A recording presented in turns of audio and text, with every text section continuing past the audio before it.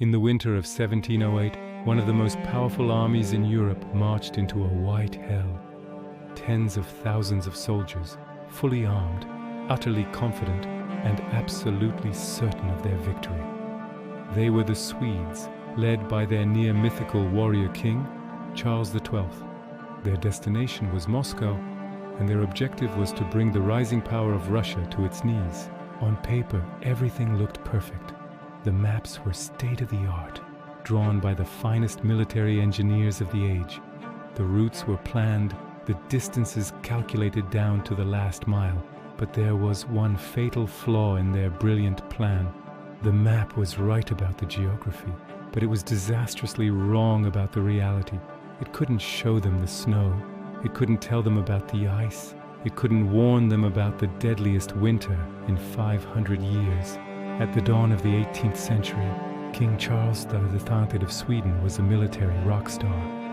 He was young, he was fearless, and his army was considered nearly invincible.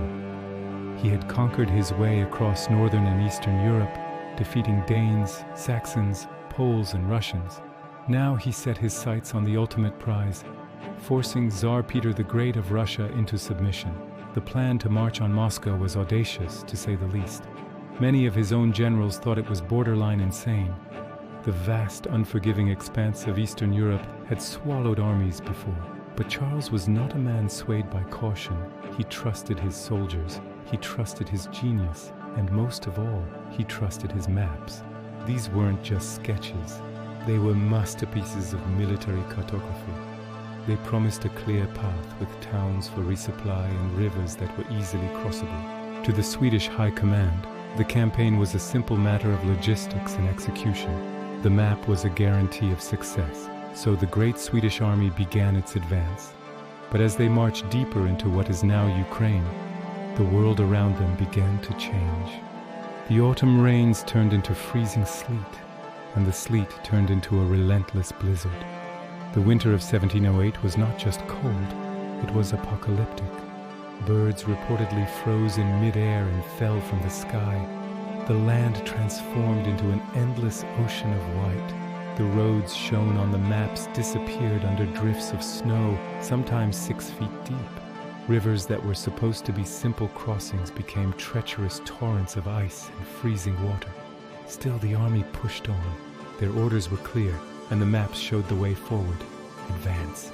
Soon, whispers of doubt began to spread through the ranks. Experienced officers looked at the frozen wasteland, and then back at their pristine maps, and a cold dread began to set in. Local villagers who knew the land and its moods tried to warn them. They spoke of impassable paths and a winter that kills. But the Swedish command waved them off.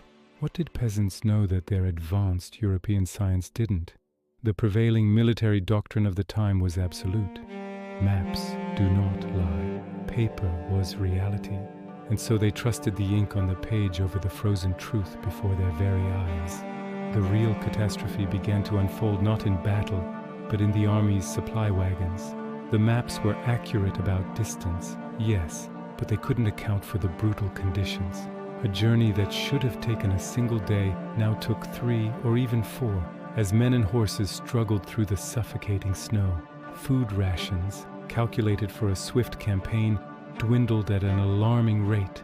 The army's lifeblood, its thousands of horses, began to die from cold and starvation. Soon the soldiers were forced to slaughter their own mounts just to have something to eat. The once proud Karelian soldiers, famous for their discipline and blue and yellow uniforms, were reduced to wraiths. They froze to death in their sleep, their armor becoming their coffins. Frostbite claimed fingers, toes, and limbs. Before they even saw the main Russian army, before a single major battle was fought, the mighty Swedish war machine was beginning to dissolve into the snow. Charles's grand army was vanishing. By the spring of 1709, when the survivors finally limped towards the small fortress town of Poltava, they were no longer an army. They were a shadow. A third of their force had been lost to the winter, not to enemy swords. They were exhausted, starving, and demoralized. Many lacked proper boots, their uniforms were in tatters, and their gunpowder was damp and useless. and waiting for them at Poltava was Tsar Peter the Great. While the Swedes were freezing, Peter had been busy. He had used the time to rebuild and reform his army, instilling it with modern tactics, Western discipline, and an iron will. The Russian force was well fed, well supplied, and fighting on their home ground. They were ready. The Battle of Poltava was less of a battle and more of a final, brutal reckoning. The depleted, broken Swedes charged with their customary bravery, but bravery alone couldn't stand against fresh troops and overwhelming cannon fire. The result was a devastating collapse. The Swedish army wasn't just defeated, it was annihilated. King Charles himself was wounded and barely escaped, eventually finding refuge in the Ottoman Empire. The consequences of this single battle were monumental. In one morning, the Swedish Empire, which had dominated Northern Europe for a century, ceased to be a great power. Its control over the Baltic Sea was shattered forever, and in its place, a new giant emerged onto the European stage. With the victory at Poltava, Peter the Great's Russia announced its arrival as a formidable force, a new empire that would shape the course of history for centuries to come. All of this, the fall of one empire and the rise of another, can be traced back to that one fundamental mistake. It was the error of trusting a perfect plan over an imperfect reality. The Swedish command believed their maps were infallible, a scientific truth that couldn't be questioned. They failed to account for the one variable that no map can ever truly capture: the raw, unpredictable power of the natural world. After Poltava, a quiet but profound lesson was learned by military leaders across Europe. A map is a tool, a guide, an abstraction. It is not the territory itself. Geography changes, weather changes, the limits of human endurance change, but the lines on paper stay the same. This story isn't just about a military disaster from 300 years ago. It carries a deeper, more timeless truth that applies to all of us. How often do we put all our faith in a plan, in a spreadsheet, in a set of data? We can have the most flawless strategy, the most accurate projections, and the most logical calculations, but the real world is under no obligation to cooperate with our plans. It is messy, unpredictable, and constantly changing.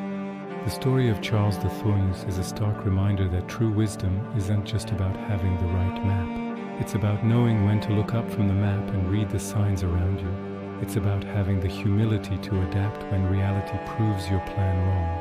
One map was trusted too much. One army vanished into the snow, and the balance of power in the world shifted forever. It's a powerful lesson, written in the frozen fields of Ukraine. Thanks so much for watching. If you found this piece of history as fascinating as I do, please hit that like button and subscribe for more stories about the moments that shaped our world. See you next time.